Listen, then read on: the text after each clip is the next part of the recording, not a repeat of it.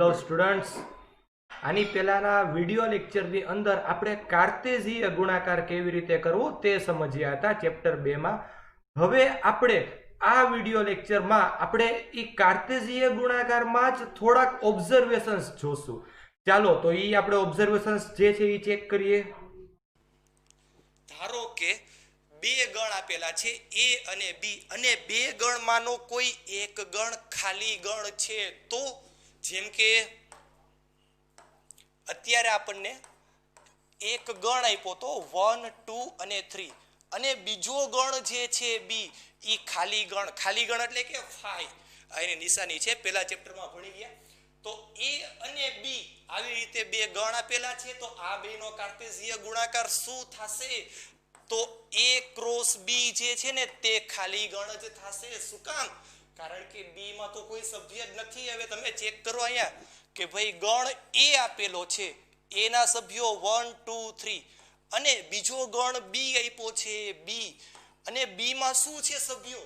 તો કે ખાલી ગણ એટલે એકેય સભ્ય જ નથી, તો બી જે છે એમનેમ જ છે. તો ભાઈ એના જે ઘટકો છે 1 2 3, આપણે કોની સાથે જોડ બનાવી? કોની સાથે? અહીંયા તો કોઈ છે જ નહીં, તો કોઈ નથી, એટલે a ક્રોસ બી પણ શું થશે અહીંયા?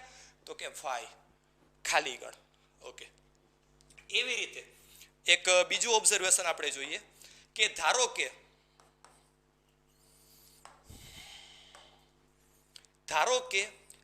a અથવા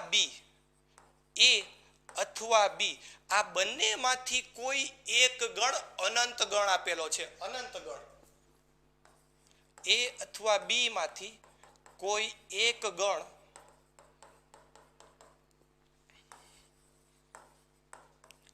અનંત ગણ હોય તો, હવે વિચારો, એ અથવા બી માંથી કોઈ એક અનંત ગણ છે, તો આપણે એની જોડ બનાવતા જઈએ. ધારો કે આમાં જ એ માં 1 2 3 4 5 ક્યાં સુધી? ઇન્ફાઇનાઇટ સુધી ઘણા બધા સભ્યો છે. હવે આપણે કેટલી પેર બનાવીએ? અહીંયા ધારી લ્યો કે 4 5 અને 6 આવા 3 જ સભ્ય છે, પણ આ એકની 3 3 સાથે, બે ની પેર 3 3 સાથે, 3 ની કેટલાની? અસંખ્ય ઘટકો છે, ઇન્ફાઇનાઇટ ઘટક છે. તો ઈ બધાય ઇન્ફાઇનાઇટ ઘટકોની પેર બને, તો a ક્રોસ બી નો જવાબ પણ ઇન્ફાઇનાઇટ જ આવશે, એટલે કે અનંત ગણ જ આપણને મળશે. આ બે વસ્તુ, કોઈ પણ a અથવા બી માંથી કોઈ એક ગણ જો ખાલી ગણ હોય તો બેયની ક્રોસ પ્રોડક્ટ એટલે કે a ક્રોસ બી શું થશે? તો કે ખાલી ગણ 5. કાર્તેઝીય ગુણાકાર ઇન શોર્ટ. a અથવા બી માંથી કોઈ એક ગણ જો અનંત ગણ હોય તો કાર્તેઝીય ગુણાકારનો જવાબ પણ અનંત ગણ જ આવશે. હવે આપણે એના પછી એક ત્રીજી વસ્તુ જોઈએ.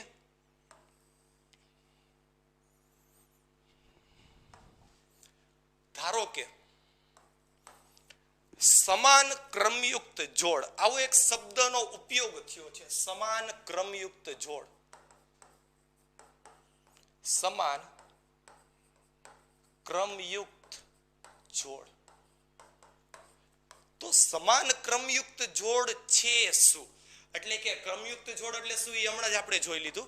હવે ધારો કે એક ક્રમયુક્ત જોડ આ રીતે આપી છે x, y, અને બીજી ક્રમયુક્ત જોડ એવી રીતે આપેલી છે અહીંયા 2, 3. આ એક ક્રમયુક્ત જોડ, આ બીજી ક્રમયુક્ત જોડ. હેડિંગ જોવો શું છે? સમાન એટલે કે આ બે બરાબર છે. તો શું થશે? તો પેલો જે ઘટક છે ને ઈ બે સમાન થાય, એટલે આના ઉપરથી આપણને એવી ખબર પડે કે x ની કિંમત કેટલી થશે? 2 થશે. અને જે બીજો ઘટક હોય, બીજો ઘટક એટલે કે y, ઈ કોના જેટલો થશે? આના બીજા ઘટક જેટલો, એટલે કે y જે છે તે 3 જેટલો થાય, એટલે કે y બરાબર કેટલું થઈ ગયું? તો કે 3. તો આ આટલાક ઓબ્ઝર્વેશન આપણે જોયા. હજી આગળ ઓબ્ઝર્વેશન છે થોડાક, કે ભાઈ ધારો કે તમને કોઈ ગણ એ આપેલો છે 1 2 3. હમણાં જે આપણે એક્ઝામ્પલ લીધું હતું ઈ એક્ઝામ્પલ ઉપર જ આપણે ચર્ચા કરી છે. બીજો ગણ આપ્યો છે બી બરાબર આપ્યું છે 4 5 6. તો હમણાં આપણે a ક્રોસ b ગોઈતું હતું કે a ક્રોસ b કેટલું થતું હતું એ હમણાં આપણે જોઈ લીધું હતું. કેટલા ઘટકો હતા એ આપણે કરી લીધા, ફરીથી નથી કરતા પણ યાદ કરો કેટલા ઘટકો હતા. તો કે a ક્રોસ b માં 1 4 1 5 1 6 3 2 4 2 5 2 6 બીજા 3 એટલે ટોટલ 6 3 4 3 5 3 6 9 ઘટકો મળ્યા હતા. આવી રીતે તમે જે અહીંયા ઘટકો લખ્યા હતા એ ટોટલ 9 ઘટક હતા. તો ઈ જે છે ને તે આપણે કેવી રીતે ડાયરેક્ટ મળશે? તો એના માટે માત્ર ને માત્ર a ના ઘટક અને b ના ઘટક ઈ બેનો જો તમે ગુણાકાર કરો એટલે તમને a ક્રોસ b ના કેટલા ઘટક મળશે ઈ મળી જશે. કેવી રીતે? જો આપણે એક એક્ઝામ્પલ અહીંયા છે એના ઉપરથી જોઈએ કે ભાઈ a માં કેટલા ઘટક હતા? તો કે 3 ઘટક છે. તો a ના ઘટક 3 છે તો નંબર ઓફ a એટલે કે 3 થઈ ગયું છે. એવી રીતે b માં કેટલા ઘટક છે? તો કે 3 ઘટકો છે. તો નંબર ઓફ b ઈ પણ કેટલું થઈ ગયું છે? 3. હવે a ના ઘટકોની સંખ્યા આપી, b ના ઘટકોની સંખ્યા આપી, તો a ક્રોસ b માં કેટલા ઘટક મળશે આપણે જોવું છે. તો number of a cross b કેટલા ઘટકો મળશે? તો કે a અને b માં જેટલા ઘટકો છે બેનો ગુણાકાર કરો 3 ગુણ્યા 3 એટલે કે 9. તો a ક્રોસ b ની અંદર આપણને 9 ઘટકો મળે છે. એવી જ રીતે સાથે સાથે આપણે number of b cross a ધારો કે ગોતવું છે એટલે કે b ક્રોસ a આપણે ગોઈતું હતું એમાં કેટલા ઘટકો છે? તો b અને a ના ઘટકોનો ગુણાકાર એ તો એટલા જ થશે. b ના 3 a ના પણ 3 તો 3 તેરીને 9. તો b ક્રોસ a કે a ક્રોસ b બંનેમાં 9 9 ઘટકો આવશે. એટલે જનરલી આપણે એવું કહી શકીએ કે જો કે ભાઈ નંબર ઓફ a આમાં p ઘટકો હોય, જો નંબર ઓફ b આમાં q ઘટકો હોય તો number of a cross b માં કેટલા ઘટક થાય? તો કે number of a cross b માં આ બેના ગુણાકાર જેટલા ઘટકો થશે. p અને q નો ગુણાકાર એટલે કે p q ઘટકો થઈ જશે ટોટલ. તો આ 4 ઓબ્ઝર્વેશન્સ આપણે જોયા. હવે એના પછી એક છેલ્લી વાત,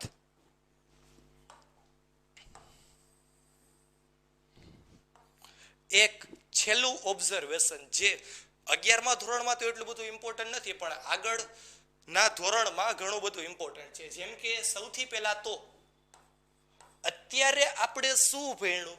ક્રમયુક્ત જોડ કેવી રીતે મળી? કાર્તેઝીય ગુણાકાર a ક્રોસ b કે b ક્રોસ a આવી રીતે ગુણાકાર કરીને ક્રમયુક્ત જોડ મળી. જોડ એટલે કે બે ગણ હતા a અને b આ બે થી. હવે ધારો કે બે નહીં પરંતુ 3 ગણ આપેલા છે 3 એટલે કે હવે આપણે આવું ગોતવું છે a cross b cross c. 3 ગણનો કાર્તેઝીય ગુણાકાર. તો આ શું છે? તો ઈ આપણે જોઈએ કેવી રીતે મળશે. પણ જનરલી અત્યારે 11મા ધોરણમાં 3 ગણનો કાર્તેઝીય ગુણાકાર નથી આવતો પરંતુ કોઈ એક જ ગણનો એની સાથે કાર્તેઝીય ગુણાકાર આપણે ગણશું. કેવી રીતે? તો કે કોઈ ગણ a આપેલો હોય તો એનો જ કાર્તેઝીય ગુણાકાર એની સાથે એટલે a ક્રોસ a ફરીથી પાછો a સાથે એટલે a ક્રોસ a. આવી વસ્તુઓ આપણે 11મા ધોરણમાં અત્યારે ભણશું. પછી આ આવડે એટલે આ તો એના ઉપરથી કરી જ શકાશે. એક એક્ઝામ્પલ જોઈએ. ધારો કે a બરાબર તમને 1 અને -1 આવી રીતે બે સભ્ય આપેલા છે 1 અને -1.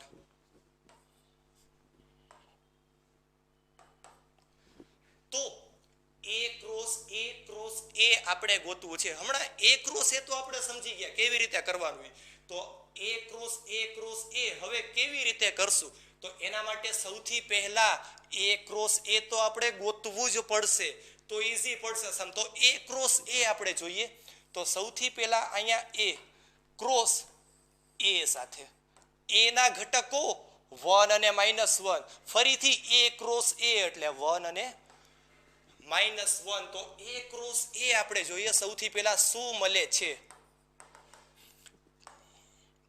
હવે એના માટે છે ને 1 નો 1 સાથે ગુણાકાર 1 નો -1 સાથે ગુણાકાર કરી એટલે કે આવી રીતે થશે 1,1 અને 1,-1 1 આવી ગઈ 1 ની પેર બે સાથે આવી ગઈ હવે વધ્યું -1 તો -1 જે છે તેનો પણ 1 સાથે અને -1 સાથે -1 નો 1 અને -1 સાથે -1, -1 અને પછી -1 અને 1 આગળ પાછળ લખો ક્રમનું આમાં કઈ મહત્વ નથી હોતું -1 નું પેલા -1 સાથે કરો કે 1 સાથે ક્રમનું મહત્વ હોતું નથી આ ચાર ઘટક મળશે ટોટલ A ક્રોસ A માં આ ચાર ઘટક મળશે હવે A ક્રોસ A તો થઈ ગયું આનો એક ક્રોસ A સાથે આપણે કરવાનો છે તો A ક્રોસ A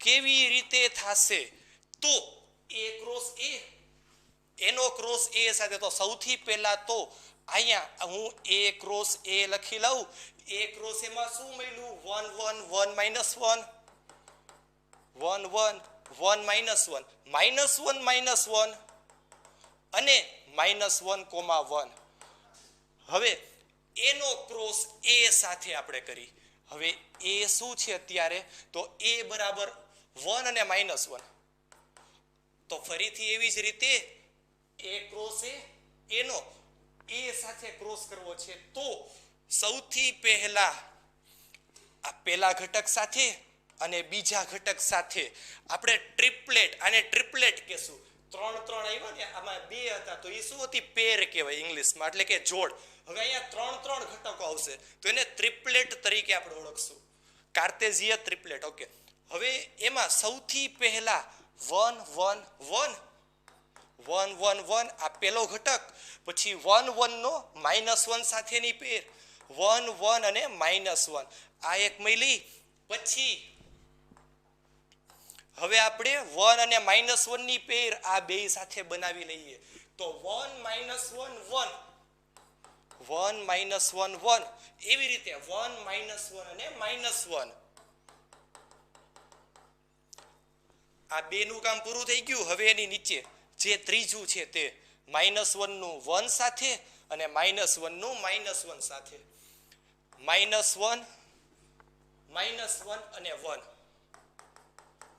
એવી રીતે -1 અને એ હવે -1 સાથે -1 હવે છેલ્લી એક પેર આપણી બાકી છે જો અહીંયા -1 1 એનું 1 સાથે અને પછી -1 સાથે તો -1, 1 ઈ 1 સાથે -1 1 ઈ -1 સાથે તો આ રીતે જે આપણને મળ્યું ટ્રિપલેટ A ક્રોસ A આ રીતે આપણે ગોતી શકશું આવા પણ અમુક સમ્સ આવશે તો આ બેઝિક આપણી ઇન્ફોર્મેશન હતી બધી સ્વાધ્યાય ચાલુ કરતા પહેલા અને ઉદાહરણના દાખલા ચાલુ કરતા પહેલા આટલી સમજૂતી ક્લિયર હોવી જોઈએ એટલે બધા દાખલા અને ઉદાહરણ બહુ ઈઝી છે આવડી જાય